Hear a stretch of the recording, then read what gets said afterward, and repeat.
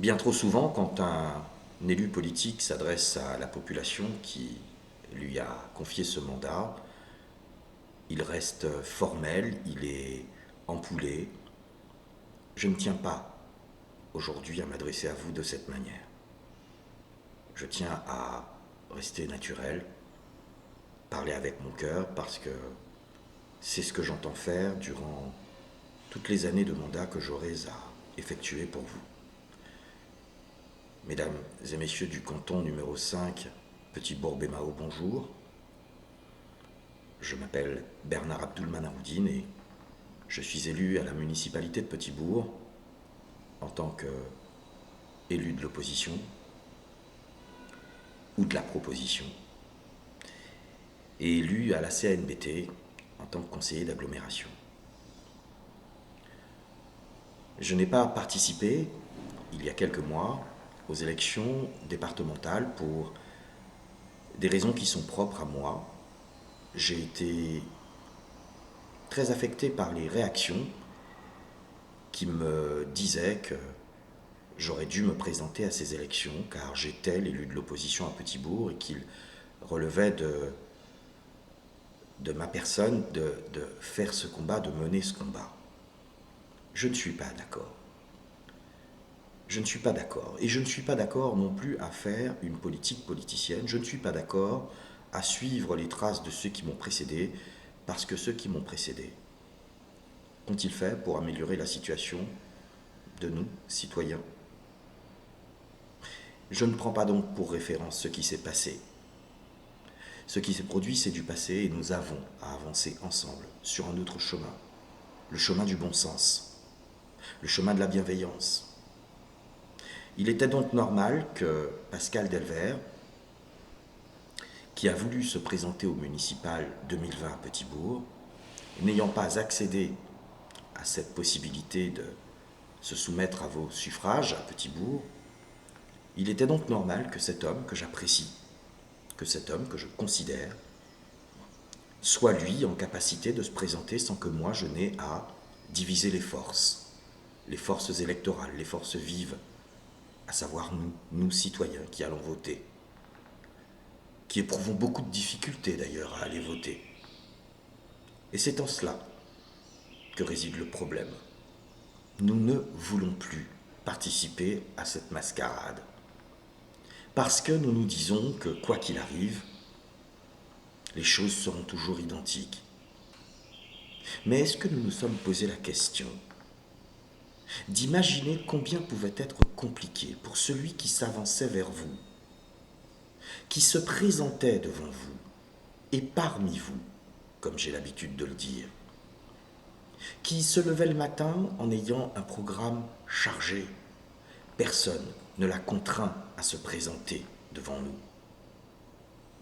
Mais ce qui le motive, ce qui l'anime, ce qui fait qu'il se décide un jour à franchir ce cap d'être un citoyen parmi les citoyens et d'être un citoyen qui s'engage en politique.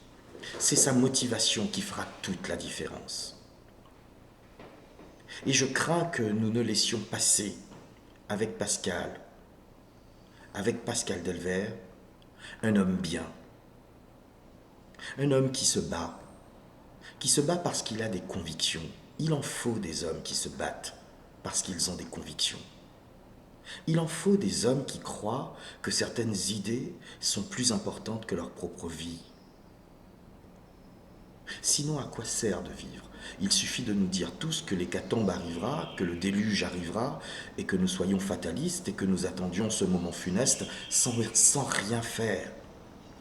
Je ne peux pas supporter cette échéance, cette manière de voir de manière fataliste les choses.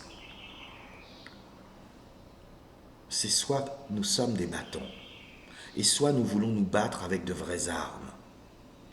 À ce moment-là, on se réveillera dimanche matin et on ira voter pour un jeune homme, Pascal Delvert, qui lui se lève tous les matins en se disant peut-être, et le connaissant, je suis sûr qu'il se dit ces choses que je me suis dites quand je me suis présenté devant vous au municipal. Mais quand qu'a fait là? Mais qui moun qui ba en tout ça bab pour porter pour corps moi? En cas chez bab pour propre train moi? C'est ce que Pascal doit se dire. Il doit se demander pourquoi il fait tout ça. Pourquoi il se lève avec cette vive force en lui qui l'anime et qui lui dit on peut changer les choses. Et que ce soit utopiste, utopique, que ce soit fondé, c'est son combat, notre combat. Et il ne peut pas y aller tout seul. On ne peut pas, on n'a pas le droit de le laisser y aller tout seul. Pema Ossien, petit bourgeois du canton numéro 5. Vous voyez, je n'ai pas préparé de discours. Je ne voulais pas. Je ne voulais pas écrire, voilà pourquoi je parle avec mon cœur. Voilà pourquoi je peux me tromper. Voilà pourquoi je peux parler en me trompant. Ça n'est pas grave. On est entre nous. Mais dimanche matin, pensez au fait que ce qui se pratique depuis des années en Guadeloupe et qui nous fait honte, ce qui se pratique dans le monde des élus politiques, dans cette petite oligarchie qui nous dirige et pour lequel nous nous réveillons en nous disant « tout ça sont bonnes mafias ». C'est ce qu'on se dit. Mais considérez que ce n'est pas une fatalité. À un moment donné, si on laisse les mêmes, ceux-là mêmes qui nous ont mis dans cette situation de catastrophe sanitaire, de catastrophe écologique, de catastrophe économique, de catastrophe sociale, si nous les laissons toujours en place, ne venons pas nous plaindre demain. Ne venons pas nous demander pourquoi la situation est inchangée. Parce qu'Elon Genbo, comme Pascal Delvert, se présente devant nous pour dire on peut faire les choses autrement. Ils n'ont pas à chance pour y passer, pour y faire travailler. Eh bien, je nous demande de ne pas rester cloîtrés dimanche chez nous et d'aller voter pour Pascal Delvert. D'aller voter pour un nouveau conseiller départemental. Et si pas fait travailler des mains, nous que fouille des wapiwag, compte Kadigopé en moins, Roger Mézinel. Voilà ce que je vous demande. De ne pas rester dans le silence. Rester dans le silence et l'inaction sociale ne nous mènera à rien. Nous ne ferons que des petites révolutions de salon à nos domiciles, en train de nous fâcher contre un tel ou un tel qui ne fait pas son travail, un tel ou un tel qui sont volés, un tel ou un tel qui montre nous mépriaille pour population là. À un moment donné, il faut que nous nous réveillions. Et le peu de moments où nous avons du pouvoir, nous ne les utilisons pas ces moments-là. Et je crois que dans le monde de manipulation dans lequel nous vivons, je crois que ça arrange les hommes politiques en place, que nous soyons dans l'abstention. Parce que plus nous sommes dans l'abstention, plus leurs petits groupes, leurs petits noyaux durs, qui eux vont voter par contre, eux savent pourquoi ils vont voter. Parce qu'ils sont dans l'intérêt et dans le même intérêt que ceux-là même qui nous dirigent dans leur propre intérêt. Comprennent qui veut. Et quand nous, citoyens, qui sommes des délaissés, avons le petit moment de pouvoir, de décider, nous restons chez nous, et ensuite on va se plaindre. Alors ben, disons ça. Moi là, quand lever le matin, quand pleurer, en cas de moi quand envie de faire en politique. Pourquoi je ne me suis pas occupé de ma famille? Pourquoi je ne suis pas resté le petit égoïste que nous sommes tous après tout? Parce que je n'ai pas l'intention d'être un élu qui est complaisant avec nous. Je n'ai pas l'intention de nous faire des compliments. Non. Nous sommes responsables, co-responsables de la situation cataclysmique que nous vivons. Nous sommes également responsables, parce que c'est nous qui votons pour les élus que nous avons, ou qui ne votons pas.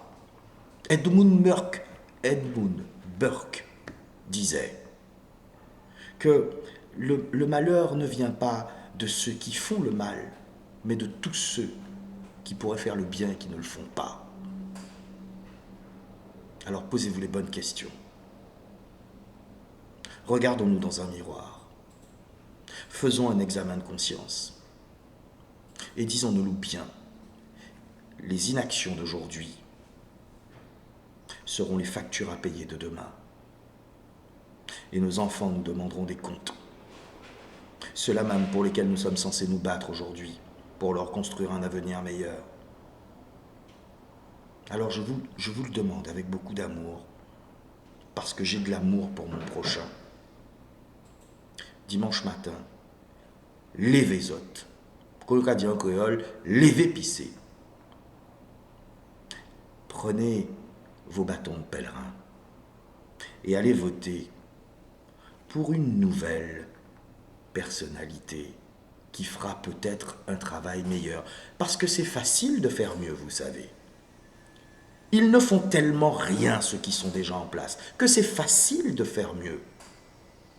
Et s'il ne fait pas mieux, notre jeune Pascal Delvert, eh bien on le sanctionnera, parce que nous en avons la capacité.